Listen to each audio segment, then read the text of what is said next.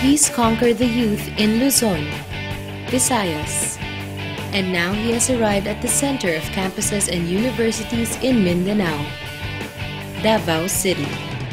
Naniniwala kasi ako sa platform ni Secretary Chidoro.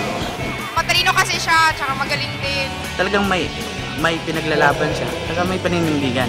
I really support him for president. That's why I took this opportunity para makita siya, to hear him out.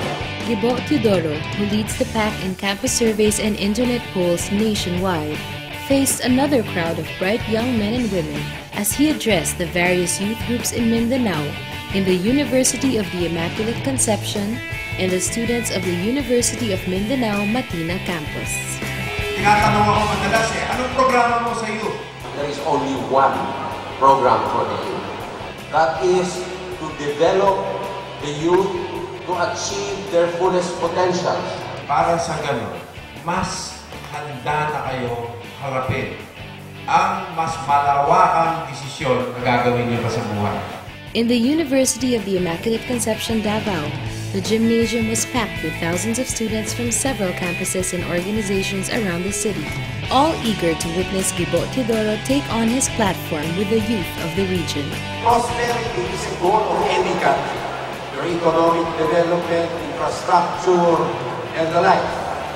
I think that's good, but there are additional goals. Freedom of speech, freedom of thought, freedom of religion, democratic principles, because we are the only fully democratic country in this part of the world. We are blessed with several cultures, and we should be a leader also in ecotourism, in cultural diversity, in harmony and respect. In another district, the students of the University of Mindanao Matina campus also gathered round for the opportunity to hear his take on their concerns for their future and the future of the country. So ang kinabukasan natin nandito din sa Mindanao. Kung mananatiling underutilized ang kanyang potential, ang buong bansa ay hindi rin uurong. Palagay ko panahon na nahubarin na natin ang mga kalyo at galos na nagpapababa sa ating bansa dahil sa pagkakahiwa-hiwalay at ubod pamamalabis ng politika.